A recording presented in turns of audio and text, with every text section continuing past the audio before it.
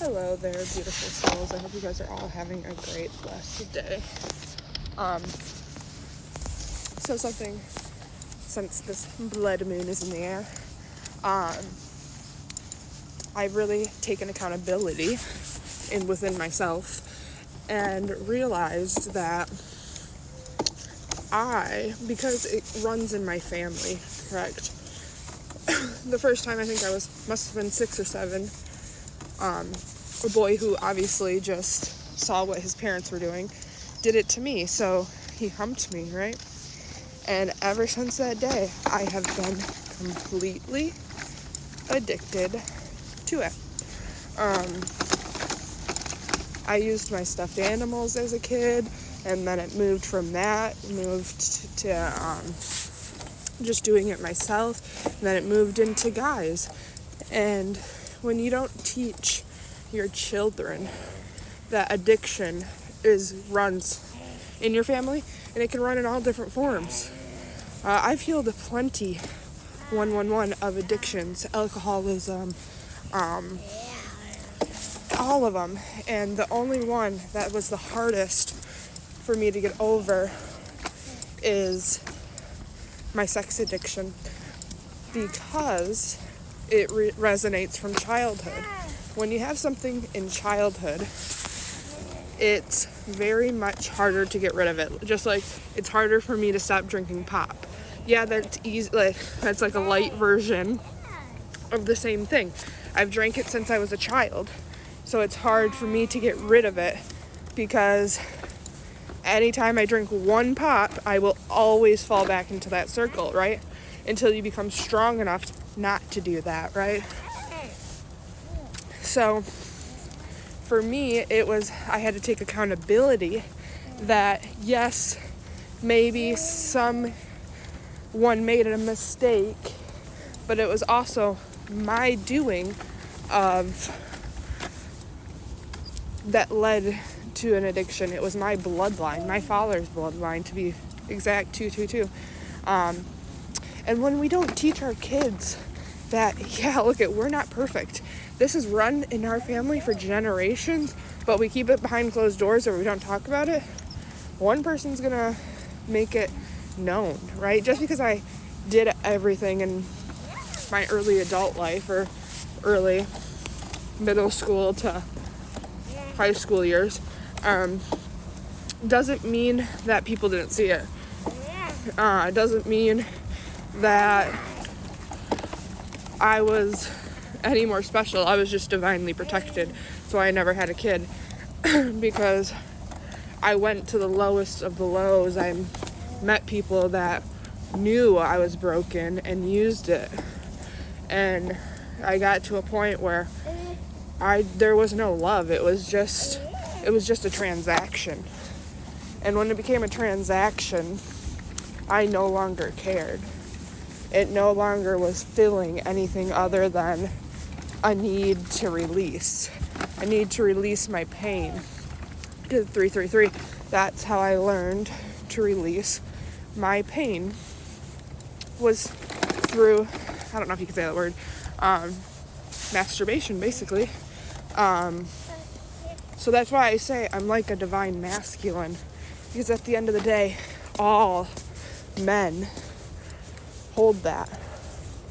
And this world is taught to teach men to view intimate relationships as this crazy one-night stand kind of ordeal. But if you're ever going to be with someone forever, it's not going to be like that. It's going to be a different type of love, a different type of being. But most people can understand that because you have to get through your own healing. You got to get through your own generational traumas. And to do that, you have to take accountability where you fucked up. Even if you were a child, you still had a part in your own doing, which led you to do things that caused years of 444, caused years of your own trauma because you caused it. But as a kid, you don't know what you're doing, so that's why I say it's up to parents to break the cycle and teach their children This is what runs in our family. This is why you don't do it. This is why one time can end up being 12 years of doing it. One time could end up being 18 years. Depending on how bad addiction runs in your family, you got to heal it first. I'm not saying alcohol is bad. I'm not saying these things are bad. What I'm saying is when you use it to deal with your emotional pain, it will never, ever fix anything. You will only prolong your healing process. The only way to truly heal is to give it all up and start allowing yourself to feel. When you repress everything, especially from generation to generation, you're creating a generation that doesn't feel, that's numb. That's the generation before me. They're all numb to their own pain that they've caused. 555. You end up living in your own delusions because it's easier that way. It's easier to be numb than to feel. And when a feeler comes in a bloodline and decides to heal it all, everybody's going to put up their defense. It is what it is because they weren't able to do it. And when someone younger is the one that comes to do it all, it makes a difference. It makes your ego come out. But the only way to deplete your ego is to take accountability. And when you take accountability, nothing will ever stop you because you took your part and you can see that everybody has a part to play. And when you do that, you understand the dynamic of it all. You understand that every person has a play. Even if I have a big role, doesn't mean the other people in my life that had small roles don't matter. Because at the end of the day, everyone matters. And everyone's story matters. And together, through generations, causes a healing effect. Every person made it easier in a way. Every generation. So it takes multiple generations, 717, that's my favorite angel number, to heal that, right? I'm the generation to feel. My son is the generation to learn a different way. And through his generation, we will completely heal our bloodline.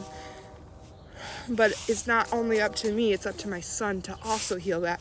Not only my bloodline, but his father's bloodline. That's why when you don't become with two healers, you're always going to have a kid that has something to heal. Just because I did my work doesn't mean his side of his family did his work. And at the end of the day, if I don't help him work and do that work, he will have to suffer the same path, the same dark path.